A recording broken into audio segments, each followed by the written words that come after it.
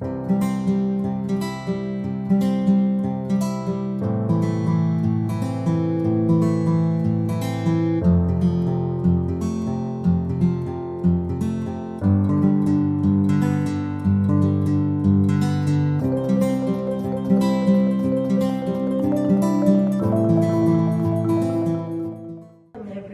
I am so blessed to be able to be back today. It's been since December that I've been able to participate in services other than online or occasionally in the church.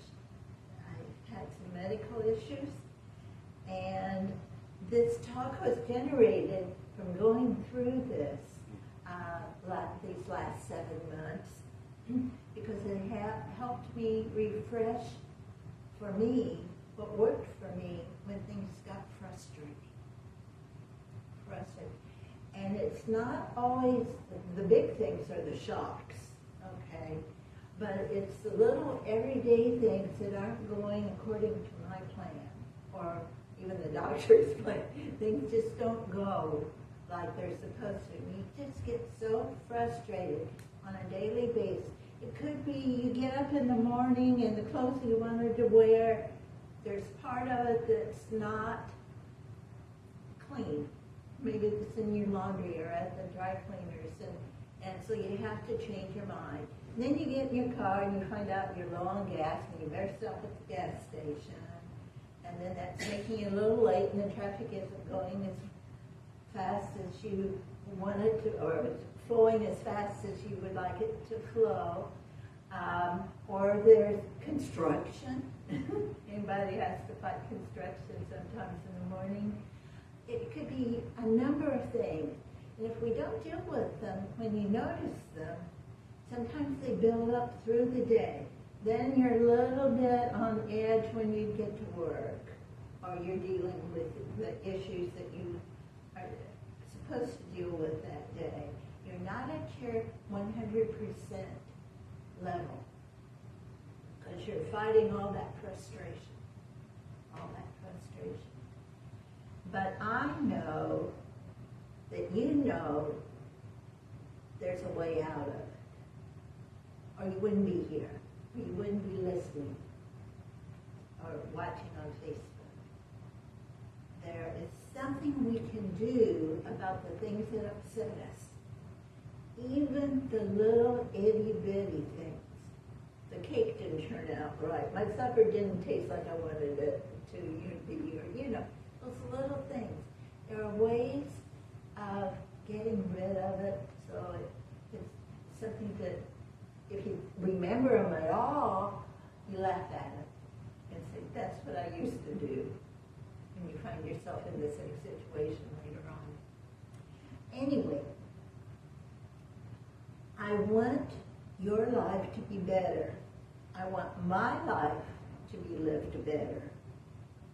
We face a new week, and that means we are going to face new potential, a new potential for growing spiritually.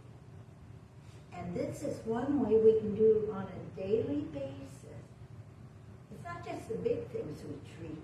It's the little things that build our spirit, that builds the muscle of our faith.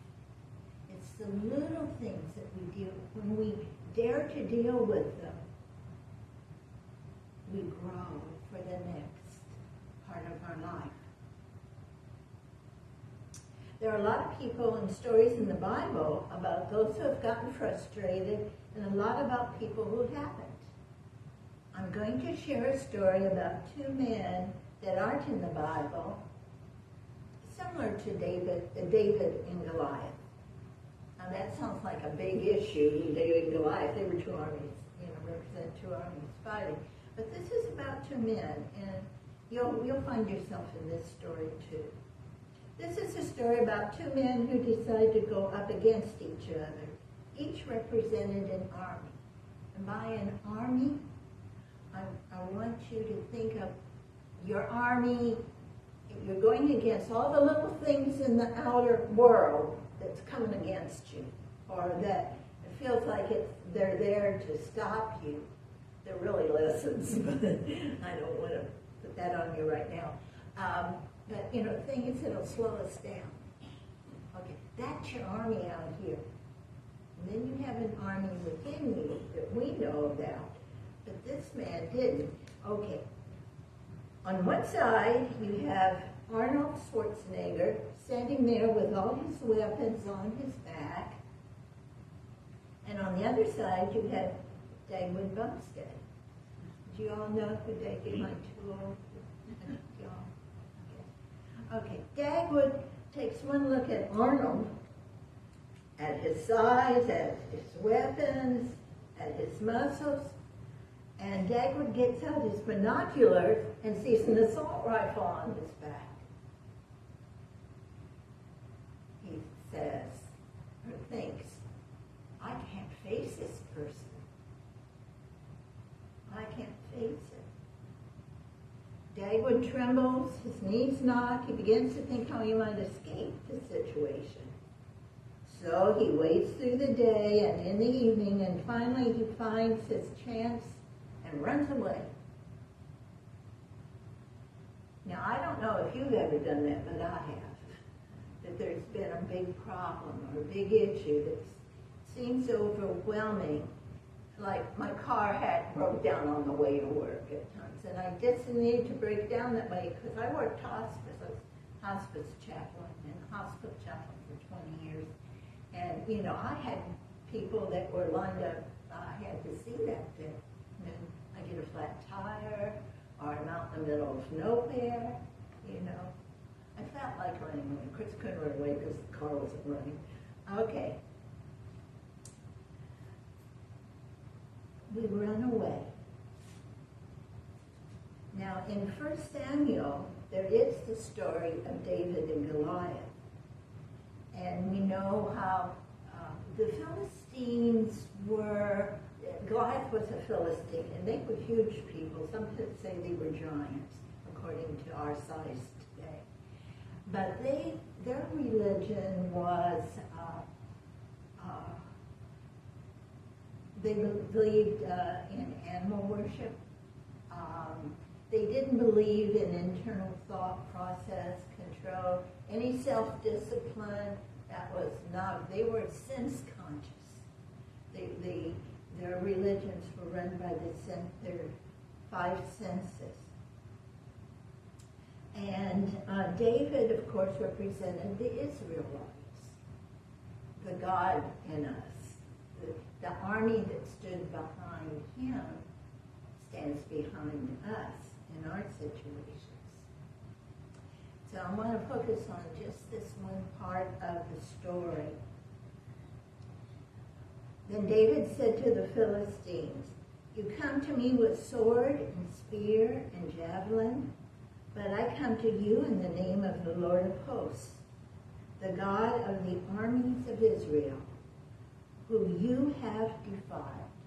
It's telling that outer pressure, I don't have anything to do with you. You have defiled what I believe and what I know to be true. This very day the Lord will deliver you into my hand, and I will strike you down and cut off your head, taking all the power away from whatever is confronting us. Now you also need to remember that David volunteered for this. He chose to fight Goliath.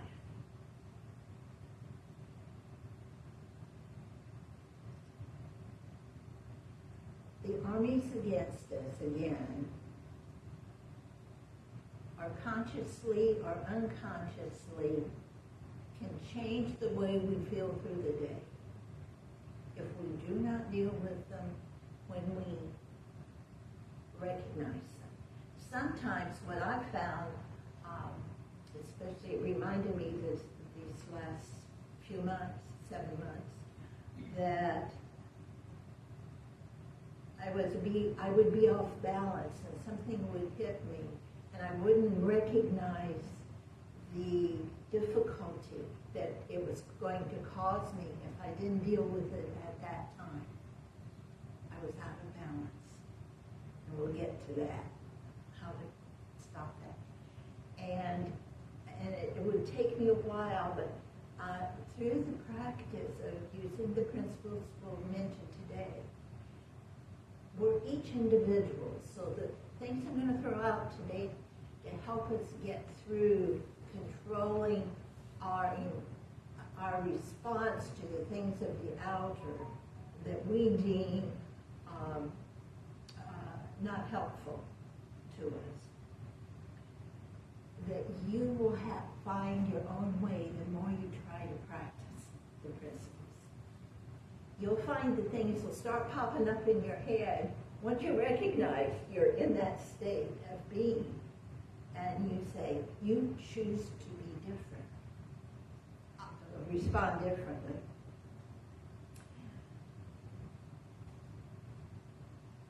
I wanted, being an older college professor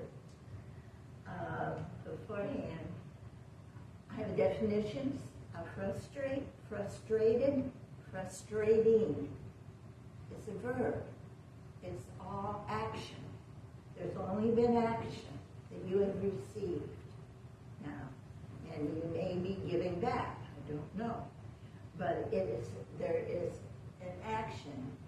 But if we let this go, it turns into frustration, which is a noun, which is a person, place, or thing. I don't know if any of you remember back then when we learned those things. But a noun is a person, place, or thing. Frustration is a thing that's in our consciousness. If we're carrying it with us, you have let the action turn into something that you need to look at and maybe release. Are you with me?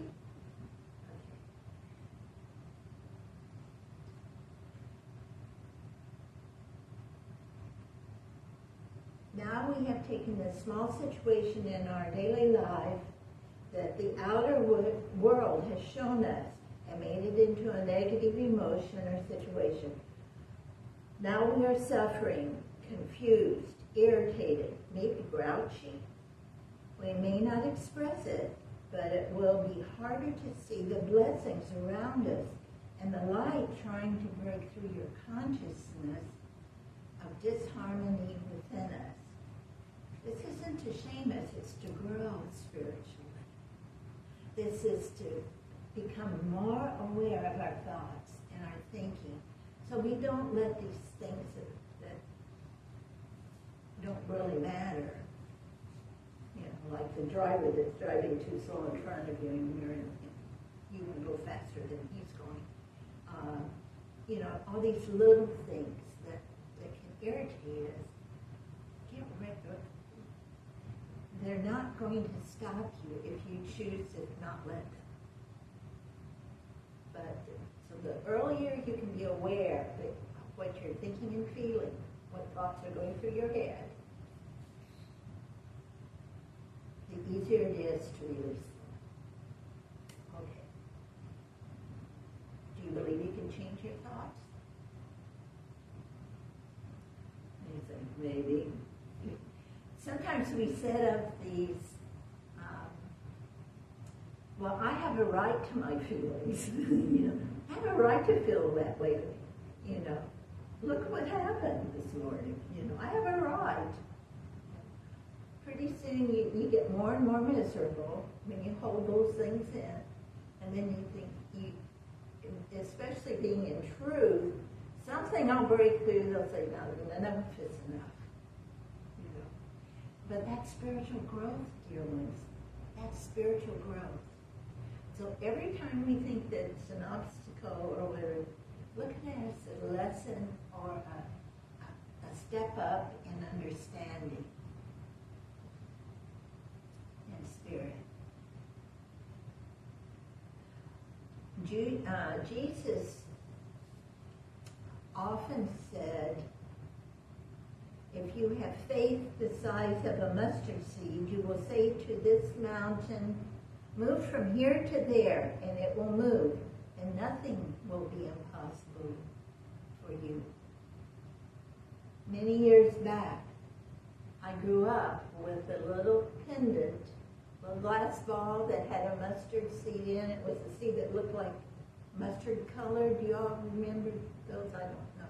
But it was like given out in churches even for kids to wear to remember their faith. And I never understood what it meant, truthfully. Well, I happened to read what it meant a long time ago. And over where Jesus lived, the mustard seed was real tiny, almost like a grain of sand in his country. But when that mustard seed would be planted, it's like our lettuce seeds, you know, that are just really small, or spinach seeds that, for those who garden, are just teeny tiny. That little seed grows into a humongous shrub as big as a tree. And he's saying, if you have just that little grain of faith, you know, you can move mountains. Whatever you ask can be done.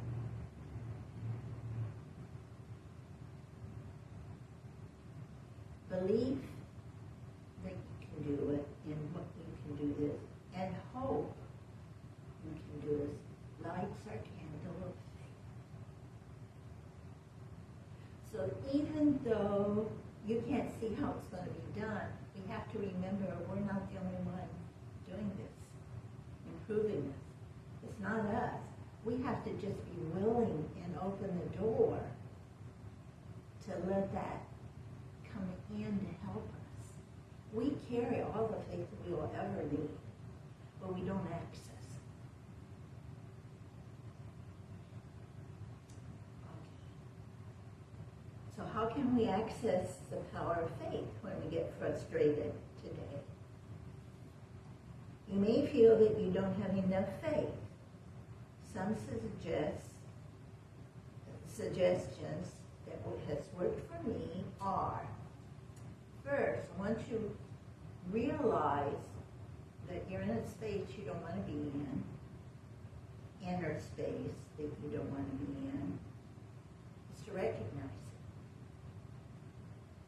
it and to decide to choose to find a different way of dealing with whatever is happening. You may not even remember a lot of the things that put that there, you know, because it's been one thing on top of another that's built this mountain that seems insurmountable. Or you may be able to remember what started it all. Once you remember God is there to help you, or this spiritual part of you comes forth and immerses you into maybe memories of what caused it. You can ask for what you need. You know, you can remember how that was a chain reaction that day. If you can't, that's all right. You don't need to know that. Then it will be, some ideas will come to you, and you might want to do the denials. Denials are like sweeping away that stuff. First, you've chosen not to deal with it, so it's like sweeping away. Early in my career, we learned, I've been in Unity since the mid-70s, and it was cancel, cancel, cancel. Well, that was putting a lot of energy on that negative stuff, you know. And, you know, I want to cancel that, and cancel that, you know. Now we've learned that it's more of a sweeping away of it, because it has some power over us. Why are we giving it energy? It has no power over us. These things that make us feel out of sorts, that we can't perform 100%.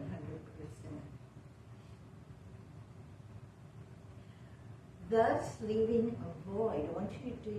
Once you deny it has power of you, sweep it away, it leaves a void for a positive affirmation. Okay. Recognize, say, this is not going to control me.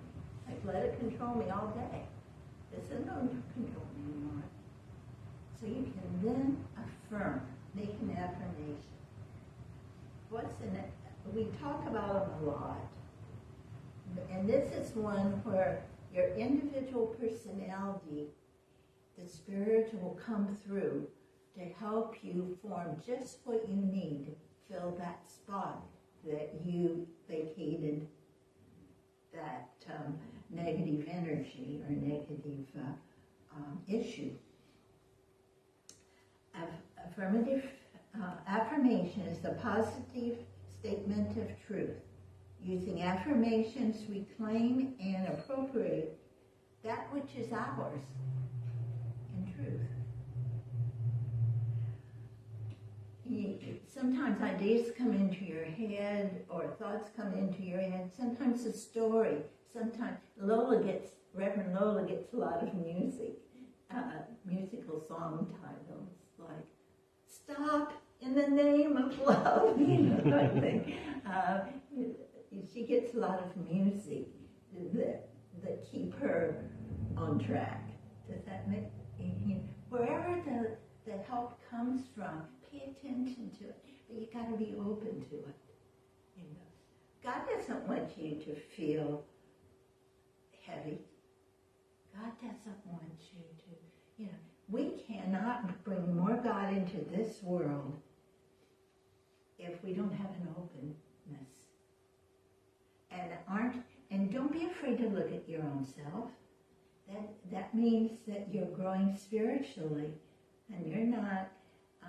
You are loved just the way we're loved just the way we are, and we're urged to grow more, so we can experience more, a fullness of life, receive more ideas, divine ideas. Affirmation is the mental movement that asserts confidently, persistently, the truth of our being in the face of all appearances to the contrary. Charles Fillmore says that affirmation brings all forms of thought and all its positive assets, encompasses the affirmation that brings ideas into form, brings them it can be a verb moving ideas from here to there. It can be a noun that produces something you think of that's tangible that you produce to take or do or build or remodel. We're always remodeling ourselves. Thank heavens, God, you're there. You're the divine contractor. Okay, breathe deeply and affirm. I just threw a couple affirmations in. Not that you have to memorize these or write them down, but I want you to say them. We'll do one at a time. God can do all things through me. And put your heart in your words. Think of what you're saying. God can do all things through me. Okay, let me hear you. God can do all things through me. We're God on earth. As far as we know, the highest being, God's children, and we are built to express this. So he needs us to be open. Okay, all things are possible. Keep it simple, sweetie. I have to. Okay, all things are possible. Say it. All things are possible. Not my will, but thine be done. That way you can't go wrong.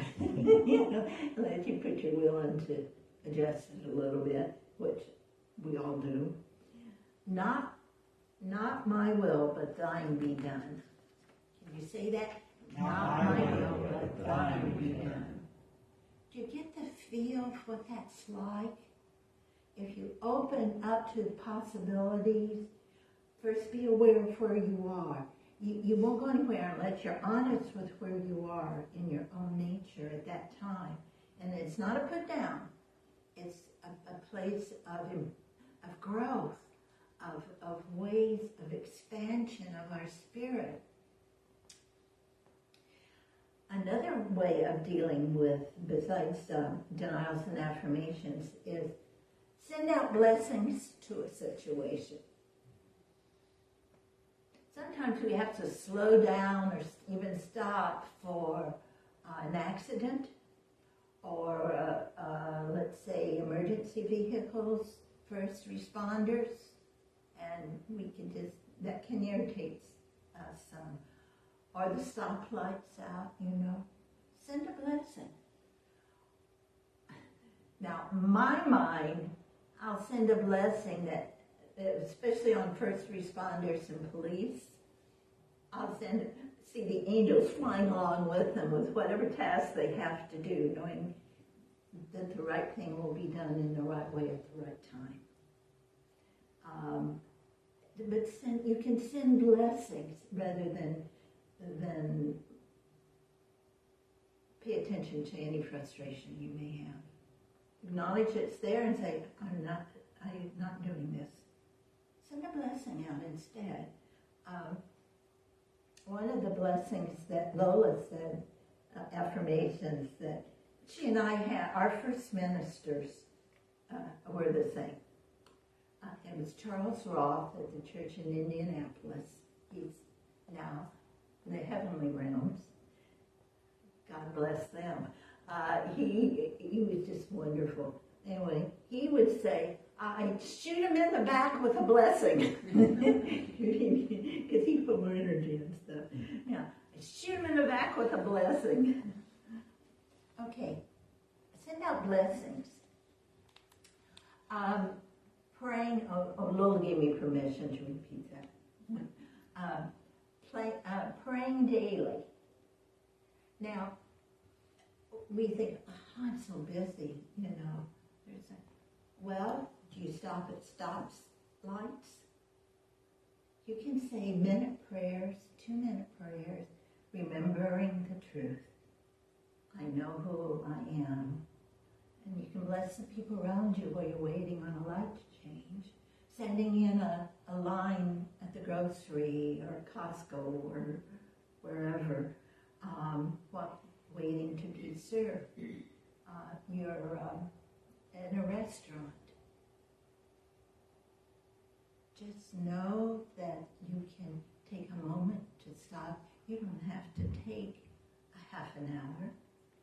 It takes those little minute contacts throughout your day that will keep your spirits lifted, keep your awareness more tuned in to the truth. And the blessings around you. Mindfulness practices that we're doing these days.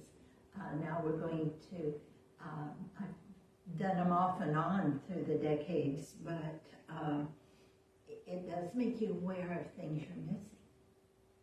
You're missing in life. And you could do that when you're waiting somewhere. These are just ideas I'm throwing out, but you'll come up with some of your own, and I would be happy to hear you have you share them with me.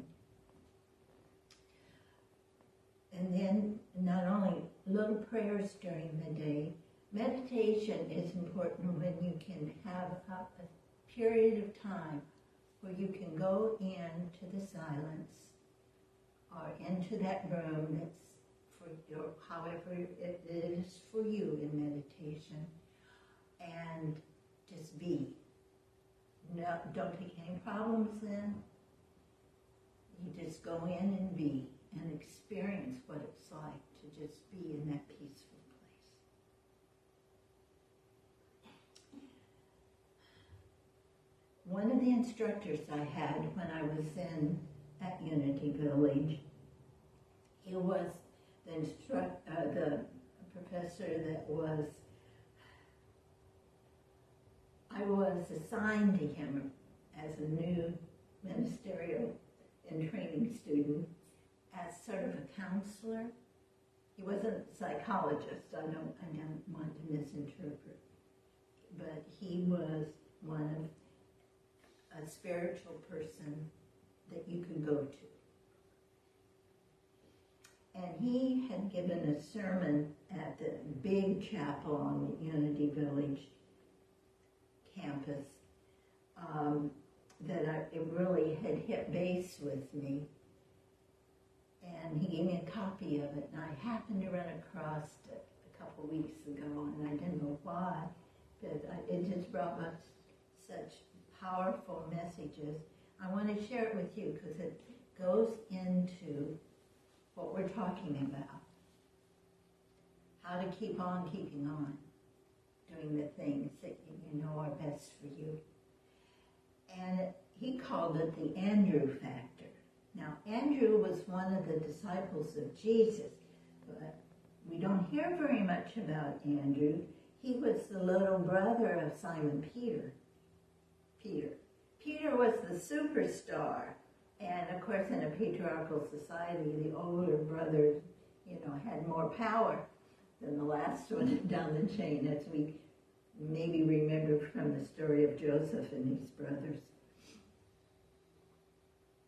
But Andrew was a fisherman, a younger brother to Simon Peter. He represents our power of spiritual strength to keep on keeping on. Andrew's shining moment takes place in the well-known story of the feeding of the 5,000. That's about the only time we hear about him. He was only mentioned 13 times in the Bible, and his brother was mentioned, I've got it on here, 158. So, anyway. Andrew's shining moment was the feeding of the 5,000. Jesus and the disciples had been healing and preaching all day. Everyone was tired. It came around to the evening, and they were hunting for food for everyone because everybody was starving. They were really hungry. I don't mean starving literally, but really hungry. And it was Andrew who said, I have 2 barley loaves, I have 5 barley loaves and 2 fishes. And then it's like he stops and thinks, and then he says, but what is that with so many? He started doubting. Do you see what I'm saying? But Jesus didn't doubt. Okay. Even though you may say, well, he started doubting, this was an ordinary young man who took extraordinary courage to tell them exactly what they had.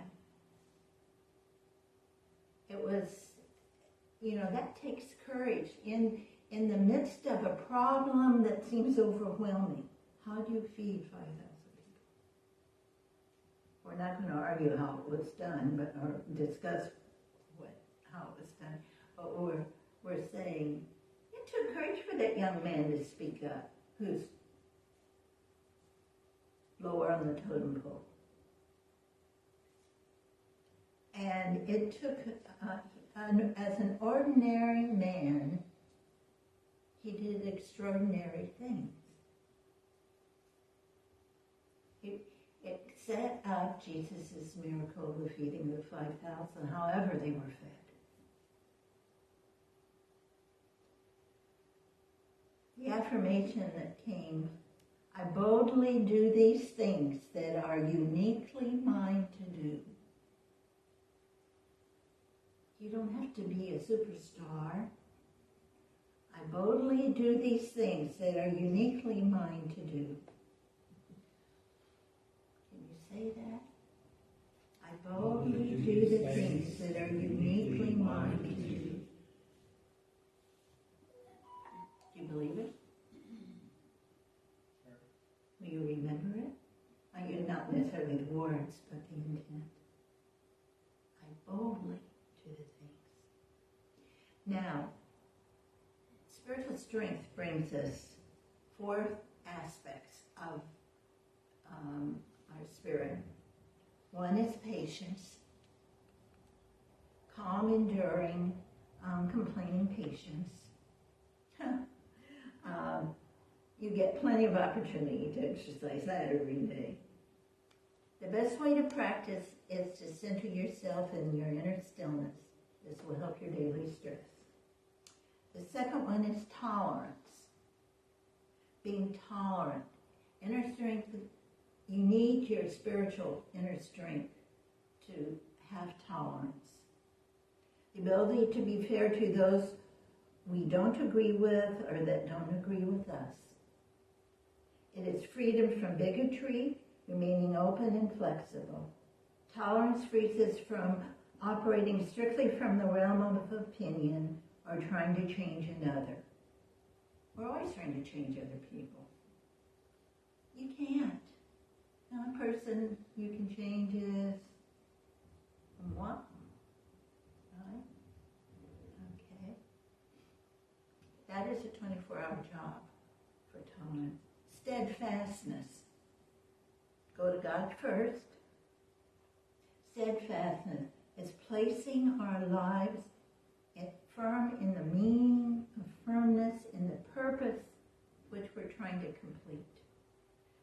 Not quitting. Steadfastness. We take steps out in faith. Sometimes when we meet an obstacle at something we're doing, we drop it like a hot potato, something we thought we wanted to do. Adding spiritual strength to your faith of being able to do that will help you carry through. It is also the spiritual strength is the arch enemy of depression and discontent. Spiritual strength is the arch enemy of depression and discontent. It is the ability to stick it out and see it through. The last one is balance. You get the inner pull out and the outer pull in. Spiritual strength will help keep you balanced when you recenter. When you recenter if you're working on a project and your faith in that project. So, do you see where inner strength comes into your faith to make it sustainable? Because we have enough faith, it's just that we have to build our confidence in it. And inner strength will help you build your confidence to do these things that are for you to do. Affirm, I can do all things through Christ which strengthens me. I can do all things in Christ who strengthens me. Just like a muscle, again, gains strength when you use it. Use the principles, and you'll get stronger and stronger. You may have harder challenges, but you're able to handle them. I want to end with a poem, Don't Quit. When things go wrong, as sometimes they will, when the road you are trading seems uphill, when funds are low and the debts are high, and you want to smile, but you have to sigh. When care is pressing down a bit, if you must, or rest if you must, but don't you quit. Success is a failure turned inside out. The silver hint of a cloud of doubt. You can never tell how close you are. It may seem near when it is afar. So stick to the flight when we're hardest hit, because when things seem worse, you mustn't quit. You may be one step, one thought, one prayer, one affirmation away from your demonstration of what you're trying to achieve. Don't give up. Don't give up.